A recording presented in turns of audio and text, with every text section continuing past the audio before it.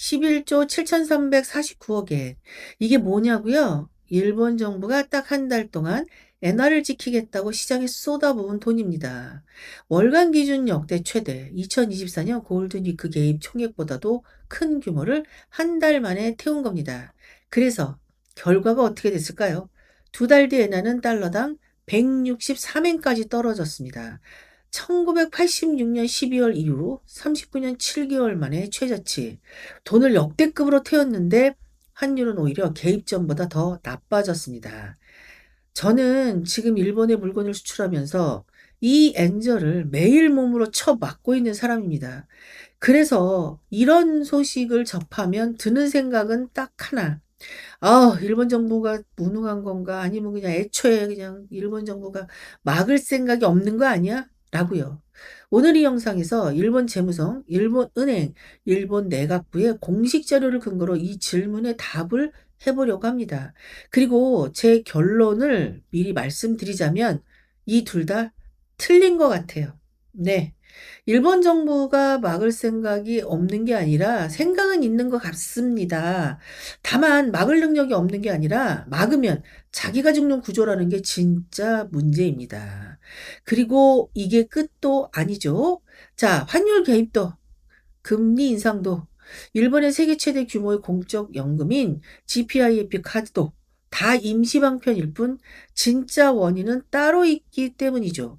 바로 일본이라는 나라 자체의 벌어들이는 힘, 즉 경쟁력이 무너지고 있다는 것입니다.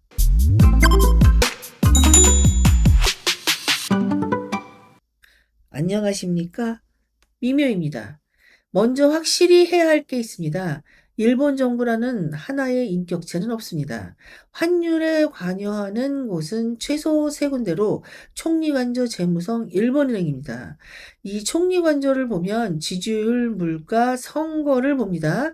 재무성은 실제로 개입 여부를 결정하는 곳으로 의외로 일본은행이 아닙니다. 이 일본은행은 법적 목표는 물가 안정이지 환율이 아닙니다. 이 셋이 원하는 게 동시에 다 이루어질 수가 있겠습니까? 없겠습니까? 없겠죠.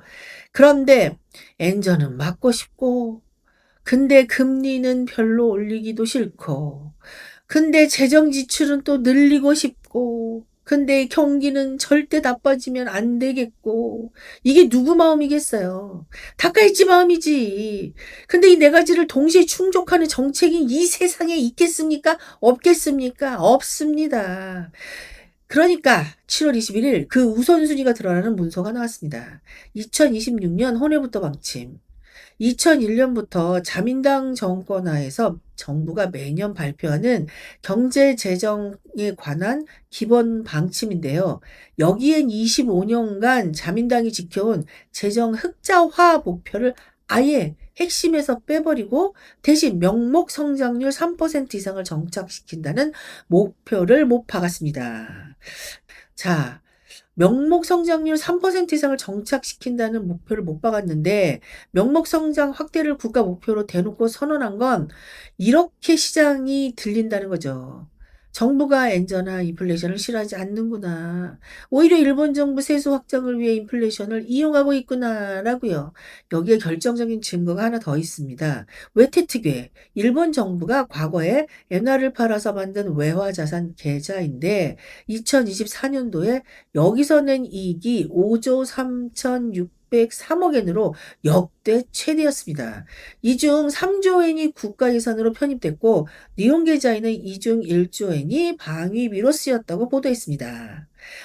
낮은 금리로 엔화를 조달해서 높은 금리 외화 자산에 투자한다? 이게 뭐겠어요? 사실상 국가 단위의 엔캐리 트레이드 아닙니까? 이러니 일본 정부가 엔저로 돈을 짭짤하게 벌고 있는데 엔저로 국민들이 죽거나 말거나 무슨 상관이겠어요? 그러니까 왜 다카이치가 그런 말 했잖아요. 막 난리가 나서 그냥 1월 달인가 언젠가 엔저 덕분에 그냥 싱글벙글 호꾸호꾸 얼마나 좋은가라고요. 이러니 막 좋아 죽겠으니까 막 실언이 실실실실 새는 거 아닙니까? 즉 일본 정부 입장에서는 엔저는 막아야 하는 재난은 맞아요. 하지만 동시에 짭짤한 수입원입니다. 그러니까 이 두 개의 모순을 쥐고 정책을 만들고 있으니 이게 잘 되고 있을까요? 두 개 다 싫은 거 아니야, 놓기가. 여기에서 일본 정부의 진짜 속내를 읽을 수 있는 타임라인이 있습니다. 4월 30일 달러당 160엔대 진입합니다. 재무상이 이렇게 얘기해요. 총첩이라는 초강경 단어를 씁니다. 그렇게 하니까 엔화가 급등을 하죠. 155엔대로요. 근데 6월 30일 1달러당 162엔대로 다시 떨어집니다. 그러니까 필요에 따라 언제든 적절히 대응하겠다고 해요. 근데 니온 계좌이의 지적에 의하면 2주간 단호한 조치라는 표현 자체를 재무상이 안 씁니다. 그렇게 되니까 7월 22일 드디어 달러당 163엔대까지 떨어집니다. 그러니 이번에 필요하다면 언제든 적절하고 단호한 대응을 한다고 합니다. 말은 뭐 약간 세졌네요. 그런데도 시장은 거의 반응하지 않습니다. 같은 강도의 말인데 160엔대에서는 시장이 요동쳤지만 163엔대에서는 눈 하나 깜짝 안 합니다. 이걸 니온 계좌에는 이렇게 표현했습니다. 명분 없는 통화 가치 하락 용인이라고요. 시장이 일본 정부의 패를 다 읽었다는 뜻입니다. 일본 정부가 지키려는 건 환율 수준이 아니라 속도라는 걸요. 실제로 일본 정부는 절대 160엔, 150엔 뭐 이렇게 아, 얼마를 지키겠다는 식의 방어선을 말하지 않습니다. 대신 과도한 변동, 무질서한 움직임이라는 애매한 표현만 씁니다. 방어선을 말하는 순간 투기 세력이 그 선을 시험하러 오기 때문이죠. 한 달에 걸쳐 서서히 163엔에서 164엔으로 가는 건 안 막습니다. 허나 이틀 만에 158엔에서 162엔으로 뛴다면 그때는 움직입니다. 이게 이 영상에서 제가 말하려는 핵심 그림입니다. 일본 정부의 무기는 레벨 방어가 아니라 속도 제한, 비상 브레이크일 뿐 시세의 방향을 바꾸는 도구가 아닙니다. 지금까지는 뭐 공개된 자료로 검증 가능한 사실과 분석이었다면 여기서부터는 일본의 수출업자로서 이 엔저를 매일 체감하는 사람의 시각을 얹어보기로 하겠습니다. 일본 정부가 아무리 속도만 관리하겠다고 우아하게 말해도 저는 이렇게 생각합니다. 애초에 이 엔저는 일본 정부가 관리하고 말고 할 수 있는 수준의 문제가 아닙니다. 왜냐하면 이건 환율의 문제가 아니라 일본이라는 나라가 벌어들이는 능력 자체가 떨어지고 있다는 신호이기 때문이죠. 자, 증거를 말씀드리자면 첫 번째, 실질시로 환율, 일본 엔화의 진짜 실력. 교과서적 얘기부터 하면 일본은 경상수지 흑자 국가죠. 2025년 흑자 32.2조엔 역대 최대. 교과서대로라면 엔화가 어떻게 돼야 돼요? 매수되어야 정상이죠. 근데 엔화의 실질적인 구매력을 나타내는 실질실호 환율이라는 지표를 보면 올 2월에 67.03을 찍었습니다. 1973년 변동 환율제 도입 이후 역대 최저입니다. 정점이었던 1995년 4월엔 193.97이었습니다. 즉, 엔화의 종합적인 구매력은 전성기 때 3분의 1 수준까지 떨어졌다는 뜻이죠. 163엔이라는 숫자만 보면 예전 360엔대 고정환율 시대보다 훨씬 엔화가 강해 보입니다. 근데 물가 차이까지 반영한 실질 구매력을 보면 변동 환율제로 넘어갔던 그 시절보다 못한 수준입니다. 자, 두 번째, 대외 순자산. 돈은 벌었다는데 순위는 떨어졌다고? 일본의 대외 순자산은 2025년 말 기준으로 561조엔, 8년 연속 증가, 7년 연속 역대 최고. 근데 여기 반전이 있습니다. 일본은 2023년까지 33년 연속 세계 1위 순자산국이었습니다. 그런데 2024년에 독일에게 2025년에는 중국에게 역정당해 세계 3위로 내려앉았습니다. 엔화로 계산한 금액은 역대 최대인데 국제 순위는 떨어졌다? 이게 무슨 뜻이냐면 일본이 못 벌고 있다는 게 아니라 다른 나라들이 일본보다 훨씬 빠르게 벌고 있다는 뜻입니다. 상대적으로 뒤처지고 있는 것입니다. 자, 세 번째, 번 돈이 일본 안으로 안 돌아온다. 일본이 해외에서 버는 돈, 즉 1차 소득 수지 흑자는 41.8조엔. 이게 역대급입니다. 근데 국제통화연구소 리포트를 보면 2010년부터 2025년까지 이 소득 수지가 207% 늘었다고 나오는데 해외 자회사에 그대로 쌓아두고 엔화로 안 바꾸는 재투자 수익을 빼면 증가율이 155%로 떨어지고 거기에다가 엔저로 인한 환율 효과까지 빼면 진짜 증가율은 50%밖에 안 됩니다. 즉 일본 기업들이 해외에서 버는 돈은 늘고 있지만 그 돈이 엔화로 환전해서 일본 내로 안 들어오고 있다는 겁니다. 경상흑자가 역대급이어도 엔화를 사줄 사람이 없는 이유가 여기에 있습니다. 자, 네 번째. 디지털 적자 67조 엔, 관광객마저 줄어든다. 여기에 해외 클라우드 소프트웨어 결제로 나가는 디지털 적자가 연간 67조 엔, 신리사로 개인들이 해외 투자로 돈을 빼가고 유가 상승으로 무역 적자까지 겹쳤습니다. 올해 상반기 무역 수지만 1조엔 넘게 적자입니다. 역대급으로 싼 일본이 됐는데 외교 문제로 중국인 관광객은 56.4% 감소, 반토막이 났습니다. 엔화를 사줄 수요 자체가 구조적으로 말라가고 있는 겁니다. 여기서 제가 하고 싶은 얘기는 이겁니다. 일본 정부가 개입을 하든 일본 은행이 금리를 올리든 이건 다 증상을 늦추는 진통제일 뿐입니다. 일본은행이 6월에 31년 만에 정책 금리를 1%까지 올렸습니다. 근데 그 직후 엔화는 오히려 더 떨어져서 달러당 164엔까지 갔습니다. 왜냐? 미국 금리가 여전히 3.5에서 3.75%로 금리 차이가 2.5%포인트 넘게 벌어져 있기 때문이죠. 0.25%포인트 올려봤자 이건 먼 발의 오줌 누기입니다. 이 격차는 거의 안 줄어듭니다. 엔화를 빌려서 달러로 굴리는 엔캐리 트레이드는 여전히 남는 장사고 말입니다. 실제로 투기 세력의 엔화 숏 포지션은 12만 계약을 넘어 통계적으로 극단적인 수준까지 쌓여 있는 지금 현 상황입니다. 그리고 더 근본적으로 국채이자 비용 때문에 일본은행은 금리를 마음껏 올릴 수도 없어요. 국채 발행 잔액이 1145조 엔, 금리가 3.6%까지만 올라도 일본의 국채 이자 비용이 2029년에 41조 엔, 지금보다 10조 엔 늘어납니다. 여기서 1%더 얹으면 45조 엔, 2034년엔 지금 예상보다 84조 엔이 더 든다는 추정까지 나옵니다. 일본 정부는 엔저를 막고 싶어도 그걸 막을 수 있는 유일한 확실한 수단인 금리 인상을 쓰면 일본 정부의 자기 재정이 무너집니다. 그래서 일본 정부가 속도를 관리하며 시간을 벌고 있다고 말하는 겁니다. 맞습니다. 근데 시간을 벌어서 뭘 할 건데요? FRB가 금리를 내려주기를 기다리는 것 말고는 일본 스스로 할 수 있는 근본 대책이 어디 있기나 하나요? 저는 없다고 봅니다. 왜냐하면 문제의 뿌리가 환율이 아니라 국가이 벌어들이는 구조 자체이기 때문입니다. 실질 실효 환율이 역대 최저다. 순자산 세계 순위가 밀렸다. 번 돈이 일본 내로 안 들어온다. 디지털 적자가 눈덩이다. 이거 하나하나가 다 일본이라는 브랜드의 가치가 구조적으로 깎이고 있다는 뜻입니다. 환율은 그 결과물이지 원인이 아니에요. 일본 정부가 개입을 하루 이틀 성공적으로 했다고 칩시다. 이 밑그림이 안 바뀌면 시장은 결국 다시 엔화를 팔게 되겠죠.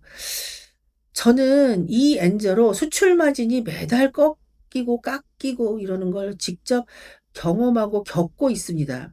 근데 아이러니한 건 니케이 평균 주가는 올해 6월 사상 처음 7만 엔을 넘었고 실질 임금도 5개월 연속 플러스라는 겁니다. 숫자만 보면 일본 경제가 나쁘지 않은데 어우 일본 경제가 부활하는 거 아니야?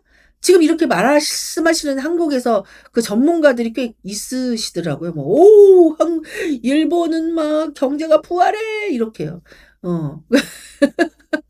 아 무슨 종교적인 신념인지 꼭 부활했으면 좋겠는 사심인 건지 자 이게 착각하기 매우 쉽다고 항상 제가 말씀을 드리죠. 이게 왜 그런지 제가 말씀을 드리면 그 뒤에 소비자 물가는 보조금으로 인위적으로 눌려 있고 기업 물가 이거 굉장히 중요합니다. 7.2% 폭등 중입니다. 자 이게 왜 무서운지 말씀을 좀 잠깐 드리자면 제가 말씀드린 것처럼 저도 이번에 이란 전쟁 이전과 이후에 이 원자재 값이 폭등을 하는 바람에 저도 이제 아마 좀 올랐죠. 그래서 오른 가격에 수출을 하고 있는데 이거를 저처럼 한 뭐 15% 에서 많게는 25% 까지 인상된 가격으로 물건이 나가는 경우가 있어요. 그런데 그거를 기업들이 일본 기업들이 봤죠. 그러니까 이렇게 폭등을 하는데 기업 물가는 왜 소비자 물가가 며칠 전에 통계청에서 발표한 거에 의하면 일본 소비자 물가요. 1% 인가 밖에는 안 올랐어요. 나 이거 이상하다. 미쳤나? 아니 아까 말씀드린 것처럼 기업 물가가 7.1% 그리고 도매 물가도 엄청나게 올라가고 있거든요 지금. 그래서 제가 물어봐요. 옆에 회사 뭐 지인들한테. 아니 이거 얼마나 오른 것 같습니까? 체감 폭등 수준은 뭐 10%를 넘어서 지금 뭐 극단적으로 달리고 있는 중인데 일본이 이게 지금 말이 되는 지금 상황이냐는 거죠. 그 예가 바로 사이제리아입니다. 여러분 사이제리아 아시죠? 그 일본에 오시면 꼭 여기 들리시는 분들도 계시더라고요, 한국 분들 중에. 일본의 유명한 패밀리 레스토랑입니다. 이게 그 뭐지? 그 음료수 다베오다 이런 거 뭐 2 시간 이런 거 계속 음료수 뽑아 먹을 수 있거든요. 그런데 이게 그 학생들 우리 아들도 여기 자주 가는데 여기서 그냥 애들 너무 좋아요 그냥. 학교 끝났다가 가서 그냥 주구장창 음료수 하나 먹을 수 있고 계속 수다 떨 수 있고 다른 데도 안 돌아다니고 싸고 그리고 이제 샐러리맨들이 많이 여기 가서 식사도 하고 이렇게 음료수 커피 마시면서 뭐 2 시간 정도 이렇게 상담도 하고 그리고 계약도 하고 뭐 이런 경우 많습니다. 그런데 이 사이제리아가 계속 그 지점들이 문을 줄폐점을 하고 있다고 해요. 이게 왜 그러냐면 이렇게 기업 물가가 오르고 도매 물가가 이렇게 오르는데 이게 그 소비자 물가에 즉각 반영이 그러니까 물론 즉각 반영을 할 수가 없겠지. 하지만 뭐 자본주의 아닙니까? 왜 반영을 안 해? 그러니까 이거를 가격에 소비자 물가 그 인상에 반영을 안 하니까 계속 지점들이 가격을 못 올려서 줄 파산을 하고 있는 거예요, 폐업을. 그게 본사에 얼마나 치명적이겠어요, 그렇게 되면. 그러니까 급기야는 6년 만에 사이제리아가 "이거 올리겠다. 가격을 인상하겠다." 이게 어떤 효과냐면 우리나라 라면값 오른다 그러면 난리가 나잖아요. 그거 이제 비슷해. 일본도 주돈값이랑 사이제리아 가격이 오른다 그러면 난리가 나 막 그냥. 이렇다는 겁니다. 지금 일본 현 상황은. 이게 그러니까 뭐가 좋습니까? 일본이 뭐가 부활을 해요. 예? 아주 나는 이상한 사람들 많아. 그리고 이 엔저가 "큰일 났다."라고 무슨 뭐 전문가가 나와서 진단을 하면서 한다는 말이 꼭 그래. 근데 한국은 더 망한대 이제. 아니 물론 제가 아 '한국이 꼭 망했으면 좋겠다.'라는 그 전문가들 그런 사람도 많은 것 같아. 그런 마음은 내가 이해가 가겠지만 '좀 제대로 했으면 좀 좋겠다.'라는 거예요 저는. 무슨 이거 뭐 종교적인 신념이야. 꼭 망했으면 좋겠어요? 이 한국이? 아유 진짜. 아유 하여간 예. 일본 정부가 보조금으로 그 고통을 이런 식으로 가리고 있는 동안에 그 청구서는 어떻게 돼요? 적자 국채로 일본의 미래 세대에게 고스란히 넘어가고 있다는 거예요. 이게 공짜가 어디 있겠습니까? 아까 말씀드린 그 사이제리아처럼 이게 그 기업 물가 폭등으로 이게 파산하는 그 회사들이 엄청 많이 지금 일본에 늘어나고 뭐 진짜 지금 되게 무서운 지금 현상이 일어나고 있다라는 겁니다. 그리고 이 보조금 때문에요. 소비자 물가가 어떻게 아까 말씀드린 것처럼 낮게 나오죠. 그러면 어떻게 돼요? 일본은행이 금리 올릴 명분이 약해지겠죠. 그러면 어떻게 되겠어요? 금리를 못 올리겠지. 그러면 어떻게 되겠어요? 또 엔저는 계속 되겠죠. 그러니까 또 이 엔저 때문에 못 살 거 아니야. 소비자가 뭐 물가가 폭등하니까. 그럼 뭐 어떻게 다시 그 보조금을 다시 지급하고 이렇게 악순환이 그냥 계속해서 되는 게 지금 일본의 현 상황입니다. 그렇다면 이 최저 엔 1달러당 163 엔이었던 게 처음이냐? 아니라고 말씀드렸죠. 이게 지난번에도 있었어요. 1986년 12 월. 근데 그때의 163 엔은 엔고로 가던 도중에 163 엔이었습니다. 플라자 합의로 235 엔에서 급등하던 길목이었죠. 당시 일본은 너무 강해지는 엔화와 막 무지막지하게 싸우고 있던 중이었지만 지금의 160 엔과는 그러니까 정반대 상황. 멈추지 않는 엔저와 지금은 싸우고 있는 상황인 거죠. 그리고 결정적인 차이가 하나 더 있습니다. 1985 년엔 주요국이 다 같이 달러 약세를 유도하는 공조가 있었습니다. 지금은 그런 국제 공조 어디에도 없어요. 눈씻고 봐도. 일본 혼자 벌리는 외로운 싸움이라는 겁니다. 40년 사이 일본의 위상이 이만큼 바뀐 거예요. 그러니까 무슨 뭐 일본이 뭐 화려하게 부활을 하긴, 그리고 한국이 망하긴 뭘 망해. 지금 SK하고 삼성이 반도체로 벌어들이는 돈은 그냥 한국으로 그냥 그렇게 들어오는구만. 일본 안 들여온다니까요. 예, 지네도 아는 거지 나라가 망했다는 걸. 아니 생각해 보세요. 대통령이 고맙다는 인사까지 했잖아요. SK하고 삼성 회장한테. 아유 너무 많이 벌어다 주셔갖고 GDP가 올라갑니다. 감사합니다. 이렇게요. 네? 그러니까 한국하고요, 일본 물론 이 엔화하고 원화는 그 연동해서 같이 가는 상황에는 지금 있습니다. 하지만 이게 이 한국과 일본의 그 경제 그 구조가 지금 좀 많이 틀려진 거는 상황이 많이 틀려졌어요. 좀 다르다고 보시면 된다라는 거예요. 아휴, 여하튼 일본 정부의 엔저를 막을 의지는 제가 아까도 말씀드렸다시피 있다고 생각해요. 얼마 전 11조 엔을 태운 게 그 증거 아니겠어요? 근데 의지가 있는 것과 막을 수 있는 것은 다른 얘기입니다. 그러니까 이거는 시장이 어느 정도 눈치도 챈 것 같고요. 그리고 제 결론은 이겁니다. 일본 정부가 못 막는 건 정책이 서툴러서가 아니라 막아야 할 대상이 환율이 아니라 국가 경쟁력 그 자체이기 때문입니다. 환율은 증상일 뿐이고 진짜 병은 다른 곳에 있다는 거죠. 다음 주에 그러니까 7월 28일에서 29일 FRB 회의, 7월 30일에서 31일 일본은행 회의가 예정돼 있습니다. 이 결과에 따라 1달러당 165엔이 코앞일 수도 있습니다. 더 나아가 많은 일본의 전문가들이 연말에 1달러당 170엔까지 떨어질 수 있다라고 말을 해요. 그런데 이게 또 올라서 180엔까지. 아유, 정말 내가 웃는 게 아니야, 지금 제정신으로. 여하튼, 일본이 이 구조적 하락의 흐름을 스스로 끊어낼 수 있을지 아니면 이대로 하락을 계속할지 그 답의 일부가 다음 주에 나옵니다. 지금까지 시청해주셔서 감사합니다.